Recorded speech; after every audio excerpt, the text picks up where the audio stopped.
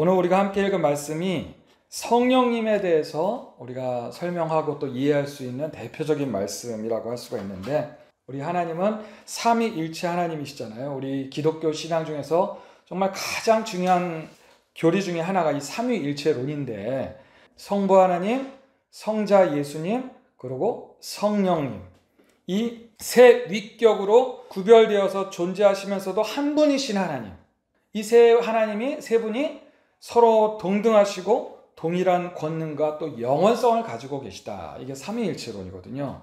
우리 인간의 지혜로는, 인간의 지식으로는 이 삼위일체 하나님을 완전히 이해할 수가 없습니다. 이해하기가 불가능해요. 그래서 이 삼위일체 하나님에 대해서는 믿음으로 인정해야 되는 부분이 이 삼위일체 하나님입니다. 이 삼위일체에 대해서 조금 더 함께 말씀을 드렸으면 좋겠는데, 성부 하나님, 성자 예수님은 우리가 쉽게 이해를 해요. 그리고 쉽게 이제 많이 집중하면서도 입으로 많이 부르긴 하는데, 성령님에 대해서는 의외로 많이 생각하지 않게 되고 입으로 잘 부르지 않는 경향이 있습니다. 하지만 성령님도 성부 하나님과 성자 예수님과 항상 함께 하시고 완전하게 또 함께 역사하시는 분이 바로 이 성령님이시죠.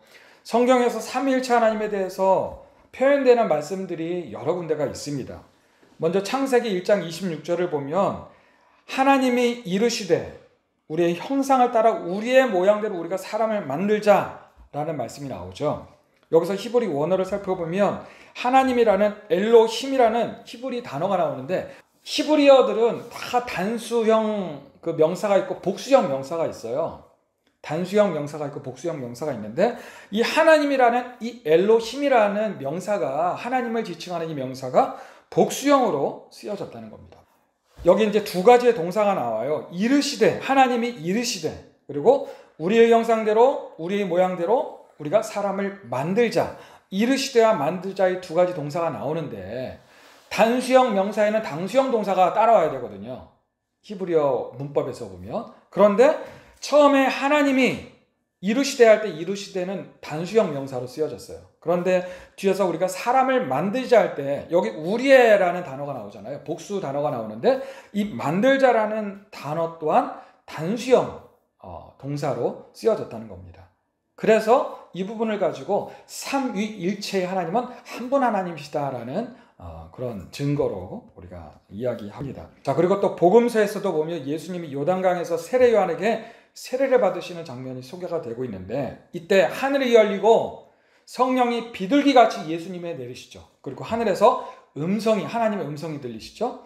이 장면에서도 성부, 성자, 성령, 이 삼위일체의 하나님이 한 자리에 모이신 한 분 하나님이시로, 한 분 하나님이 그 자리에 계셨다는 그 말씀으로 우리가 이해할 수가 있는 것이고, 또 마태복음 28장 19절에도 보면 예수님이 이제 제자들에게 마지막으로 명령을 하십니다. 모든 민족으로 제자를 삼아 아버지와 아들과 성령의 이름으로 세례를 베풀고라고 말씀하실 때도 삼위일체의 하나님에 대해서 언급하시는 말씀이고, 또 고린도후서 13장 13절은 이제 사도 바울이 축복하는 축도의 말씀이거든요.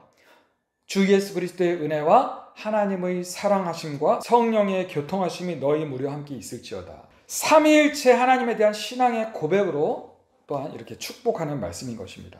여기서 사도 바울이 예수님을 은혜의 하나님으로, 그리고 성부 하나님을 사랑의 하나님으로, 그리고 성령님을 교통하시는 하나님으로 삼위일체 하나님의 각각의 특징을 설명하고 있다라고 볼 수가 또 있는 것입니다. 특별히 이제 성령을 교통하시는 하나님이라고 했습니다. 여기서 교통이라는 단어가 헬라어를 보면 코이노니아라는 단어를 사용하고 있습니다. 코이노니아 어디서 좀 많이 들어보시지 않으셨어요? 무슨 뜻이냐면 교제라는 뜻입니다. 그래서 우리가 교제하는 시간을 코이노니아 해가지고 우리 청년 때 이제 코이노니아 시간을 같이 갖겠습니다, 이렇게 많이 사용하기도 했죠. 성령님의 특징 중에 하나를 교제하고 연합하게 하신다라는 것으로 말씀하고 있는 것입니다. 그래서 성령님은 누구와 교제하고 연합하게 하신다고요? 하나님과 사람을 교제하게 하시고 연합하게 하신다는 것입니다. 성령님의 역할이 하나님과 사람 사이에 죄로 인해서 막힌 그 담을 무너뜨리시는 것이 바로 성령님 하시는 거예요. 죄로 인해서 끊어졌던 사람과 하나님을 연결시켜 주시는 분이 바로 성령님이시라는 겁니다. 그래서 죄인된 우리를 언제나 도우시는 분이 성령님이시고, 그 성령님을 예수님은 요한복음 14장 16절에서 또 다른 보혜사라고 소개하고 있는 것입니다. 우리 요한복음 14장 16절부터 17절 우리 같이 한번 좀 읽어볼까요? 내가 아버지께 구하겠으니 그가 또 다른 보혜사를 너희에게 주사 영원토록 너희와 함께 있게 하리니 그는 진리의 영이라. 세상은 능히 그를 받지 못하나니 이는 그를 보지도 못하고 알지도 못함이라. 그러나 너희는 그를 아나니 그는 너희와 함께 계심이요 또 너희 속에 계시겠습니다. 성령님은 예수님이 어떤 분이라고 소개를 하고 있습니까? 또 다른 보혜사라고 소개를 하고 있습니다. 보혜사라는 헬라어를 단어를 보면 파라클레토스라는 단어예요. 이 파라클레토스라는 단어는 돕는 자, 위로자, 상담자, 변호사, 격려자라는 의미를 다 가지고 있는 단어가 이 파라클레토스라는 보혜사라는, 우리가 보혜사로 해석을 하고 있는 그 단어입니다.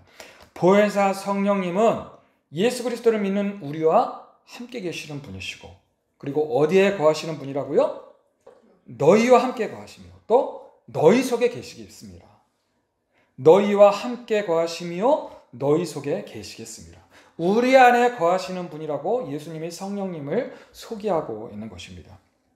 성령님이 또 다른 보혜사라면 그러면 먼저 오신 보혜사는 누구일까요? 예수님 당신께서 먼저 보혜사로 오신 분이라는 것입니다. 이 땅에 오신 예수님이 보혜사 사역을 먼저 감당하신 거예요. 보혜사 사역을 감당하시면서 우리의 죄를 대신 짊어지시고 십자가에 죽으셨습니다. 이런 예수님의 3년 동안의 그 공생의 사역들을 보면 죄인된 우리 연약한 사람들을 도우시고 위로해 주시고 또 상담해 주시고 우리의 죄를 완전하게 변호해 주시기 위해서 대신 죽으신 보혜사로서의 사역을 예수님이 먼저 오셔서 감당하셨다는 것이죠. 여러분, 이것을 이해하시는 것이 정말 중요합니다. 먼저 오신 보혜사가 누구라고요? 예수님이시라는 사실이죠.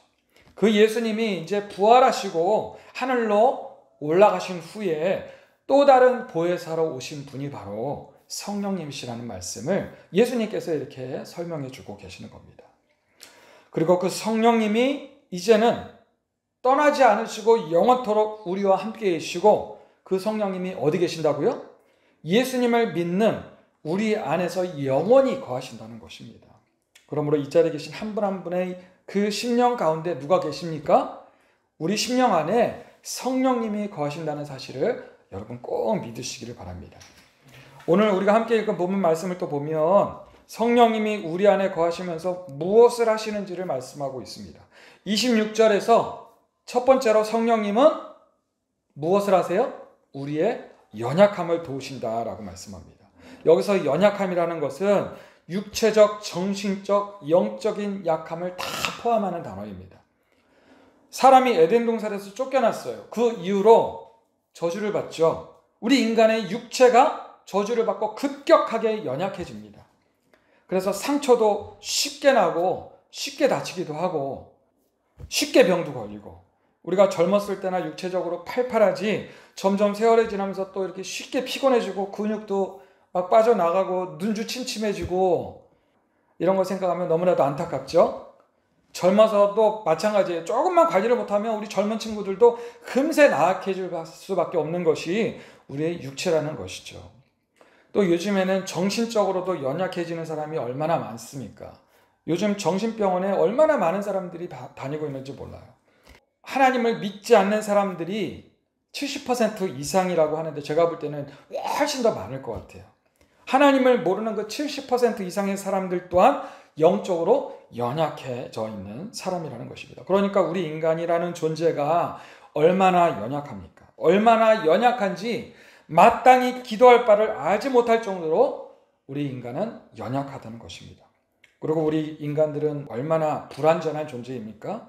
얼마나 수많은 불안과 갈등 속에서 우리가 살아가고 있습니까? 대부분 사람들의 가장 큰 문제는 미래에 내 장차 내 앞에 무슨 일이 일어날 줄 알 수 없기 때문에 우리 인간들은 수많은 불안과 갈등 속에서 살아갈 수밖에 없는 참으로 불완전한 존재라는 것입니다. 내가 어디에 소망을 두어야 할지, 불안과 내적, 외적 수많은 그런 갈등 속에서 살아갈 수밖에 없는 것이, 그래서 마땅히 기도할 바를 알지 못할 정도로 우리는 연약한 존재라는 것입니다. 그러한 우리를 오직 성령님이 말할 수 없는 탄식으로, 그러한 우리를 위해서 친히 간과하심으로 우리의 연약함을 도우신다라는 것입니다. 원래 우리 인간은 우리 안에 내주하시는 성령님의 인도하심으로 살아가야 하는 그런 존재였습니다. 하나님이 우리 인간을 창조하실 때에 하나님의 영이 우리 안에 계셨습니다. 창세기 2장 7절을 보면 하나님이 흙으로 사람을 만드시고 그 코에 생기를 불어 넣으시니 사람이 생명이 된지라 라고 말씀합니다. 사람이 무엇이 되었다고요? 생명, 살아있는 영, 하나님의 영이 내주하고 계시는 생명의 존재가 본래 우리 사람이었다는 것입니다. 그런데 아시다시피 죄악으로 인해서 사람 안에 내주하 계시던 그 성령님이 나오실 수밖에 없었다는 거예요. 거룩하신 성령께서 죄로 더럽혀진 그 인간의 몸에 거주하실 수가 없었던 것입니다. 그래서 창세기 2장 17절에서는 하나님이 분명히 경고하셨습니다. 내가 정녕 죽으리라 라고 경고의 말씀을 하셨습니다. 그러니까 우리 사람은 본래 성령님이 거하셔서 그 성령님의 능력으로 하나님과 영원한 사랑의 교제를 누리며 살도록 계획되어지고 만들어진 존재였는데 그 본래의 목적을 그만 상실한 존재가 되어버렸다는 것이죠. 그래서 수많은 불안하고 내적인 외적인 그 수많은 갈등 속에서 방황하는 존재가 되어버렸다는 것입니다. 그러한 우리 인간 존재의 그 본래의 목적을 하나님은 회복하시기를 원하셨습니다. 그래서 어떤 방법으로 회복시켜 주셨습니까? 예수님의 십자가 보혈의 은혜로 우리를 구속하시고 하나님 아버지의 자녀로 살아갈 영적 권세를 다시 한번 회복시켜주는 엄청난 기회를 우리에게 주신 것입니다. 요한복음 20장 22절을 보면 부활하신 예수님이 숨을 내쉬면서 성령을 받으라 라고 말씀하십니다. 그 이후로 성령께서 우리 안에 다시 오신 거예요. 그리고 사도행전 2장에서 오순절 성령 강림 사건 아시죠? 이 오순절 성령 강림 사건이 나타나게 된 것입니다. 120명의 성도들이 성령으로 세례를 받고 성령이 우리 안에서 다시금 거주하시는 본래의 그 창조 목적이 회복시켜 주신 것입니다. 그래서 우리 성도들은 하나님의 성령님이 내주하시는 그 하나님의 자녀가 되었습니다. 우리가 두세 주 전에 살펴본 로마서 8장 15절 말씀대로 그래서 우리가 하나님을 뭐라고 부를 수 있게 되었습니까? 아빠, 아버지라고 부를 수 있게 된 것입니다. 우리가 저 지방에 계신 우리 부모님께 혈육의 관계 속에서 아빠, 아버지라고 부르잖아요. 그리고 내 아들, 내 딸이라고 부르지 않습니까? 혈육의 관계 속에서 내 아들, 내 자녀라고 꺼리낌 없이 부르는 것입니다. 우리 부모님의 피가 나에게도 흐르고 그 피가 또 우리 자녀들에게도 흐르기 때문에 우리가 아빠, 아버지라고 부를 수가 있는 것이죠. 그와 마찬가지로 그와는 비교도 할 수 없는 하나님의 성령이 우리 안에 흐르고 있다는 것입니다. 그 성령님이 우리 안에 내주하신다는 것입니다. 그렇게 하나님의 성령이 내주하시는 그 관계 속에서 우리가 하나님을 아빠, 아버지라고 부를 수 있게 되는 것이고 하나님으로부터 내 사랑하는 아들아, 내 사랑하는 딸아 라고 불려지게 되는 것입니다. 여러분, 이 얼마나 놀라운 사실입니까? 그래서 사도 바울은 이러한 영적인 배경을 바탕으로 오늘 본문 말씀을 설명하고 계시는 겁니다. 우리 26절 이와 같이 성령도 우리의 연약함을 도우시나니 우리는 마땅히 기도할 바를 알지 못하나 오직 성령이 말할 수 없는 탄식으로 우리를 위하여서 친히 간구하시느니라. 우리가 우리 아들, 딸들을 생각하면 참 안타깝고 눈물이 납니다. 덩어리로 태어나서 그 어리고 연약한 시간들을 잘 지내오고 지금까지는 잘 자라와 주었지만 앞으로 이 죄악된 세상 가운데 살아갈 이 험한 세상 가운데 살아가면서 겪게 될 그 험난한 그 시간들, 그 세월들을 생각하면 우리 자녀들을 생각하면 안타깝고 그래서 눈물로 간절히 우리가 기도하게 되는 것이죠. 성령 하나님도 우리를 향해서 그렇다고 하시는 겁니다. 성령님도 나의 연약함과 나의 힘든 그 상황들을 나보다도 잘 아시기 때문에 내가 인간 존재의 연약함으로 인해서 항상 불안해하고 갈피를 잡지 못하고 있을 때에 성령님이 말할 수 없는 탄식으로 나를 위해서 간구하시는 줄을 여러분 믿으시길 바랍니다. 말할 수 없는 탄식이라는 표현은 우리 영혼의 깊은 곳에서 나오는 가장 간절한 진실함을 말씀합니다. 가장 진실하고 간절함으로 성령님이 나를 위해서 간구하시는 것입니다. 나를 위해서 하나님 앞에 탄원하시는 겁니다.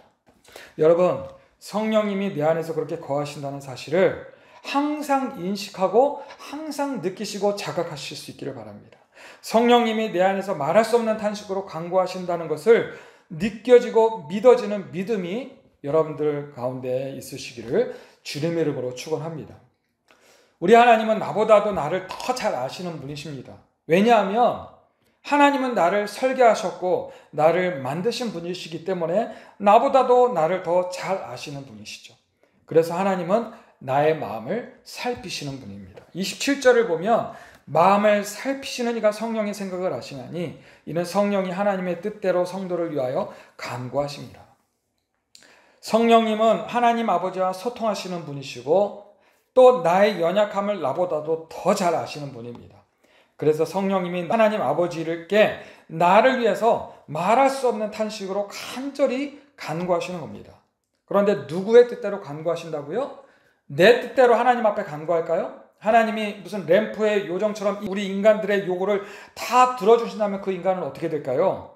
누가복음 15장의 탕자의 비유에 나오는 그 탕자처럼 될 것이기 때문에 성령님은 내 뜻대로가 아니라 하나님의 뜻대로 우리를 위해서 간구하신다는 겁니다.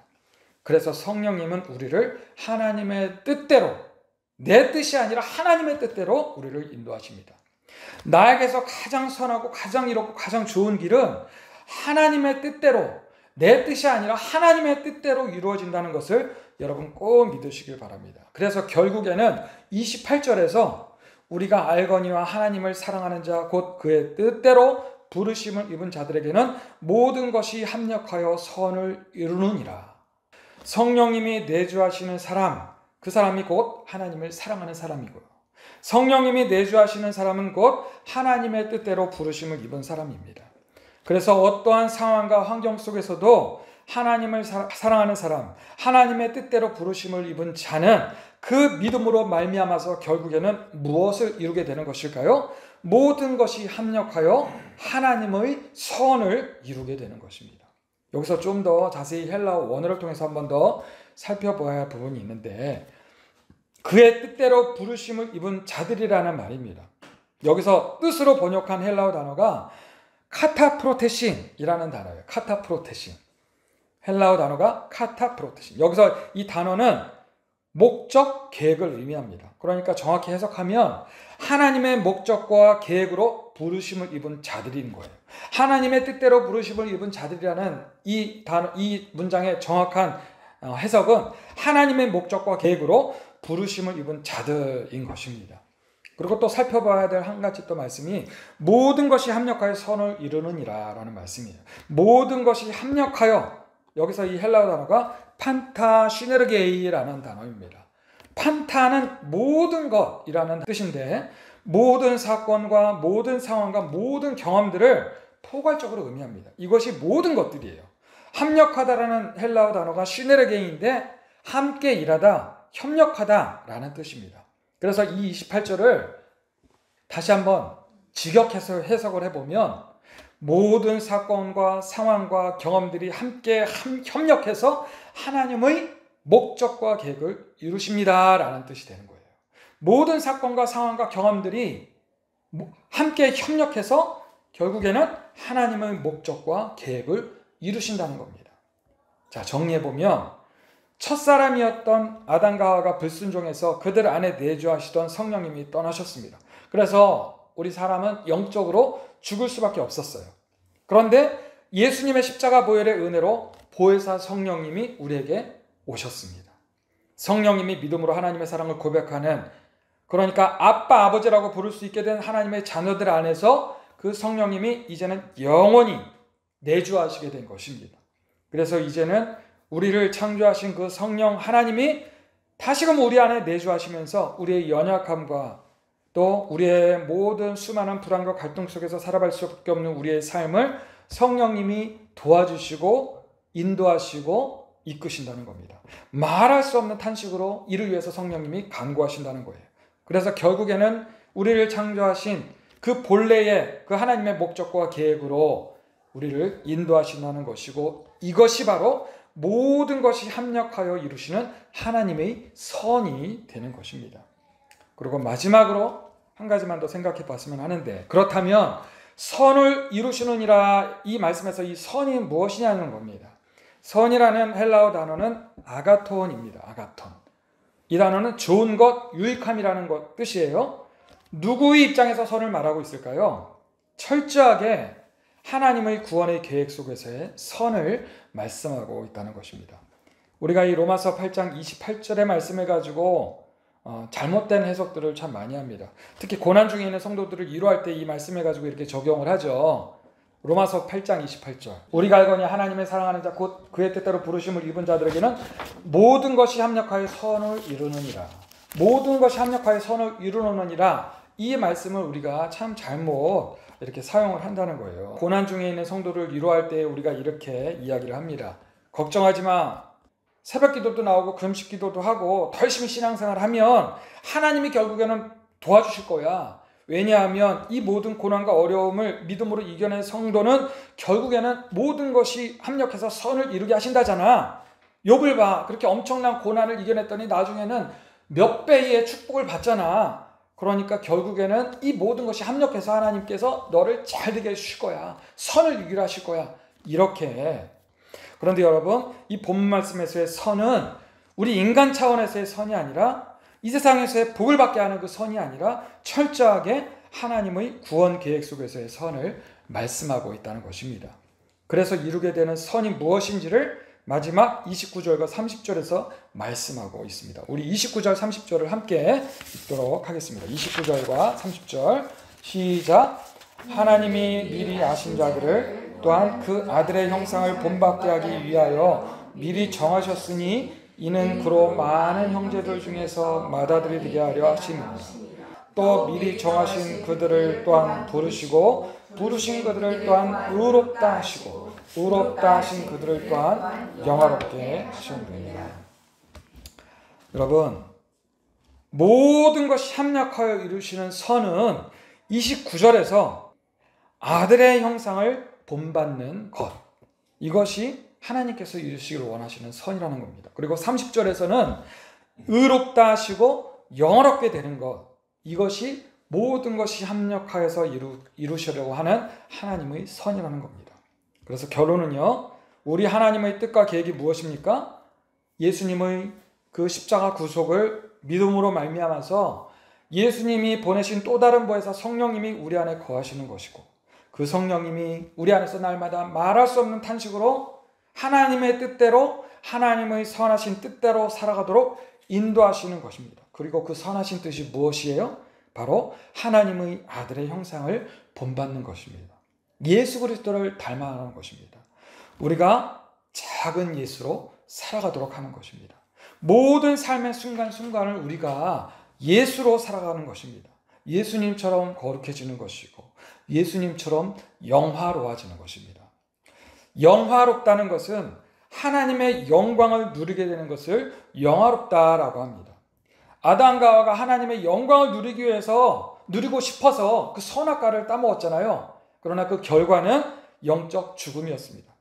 그러나 이제는 우리가 선악과를 먹지 않아도 하나님의 영광을 누릴 수 있게 되었다는 것이죠. 어떻게 해요?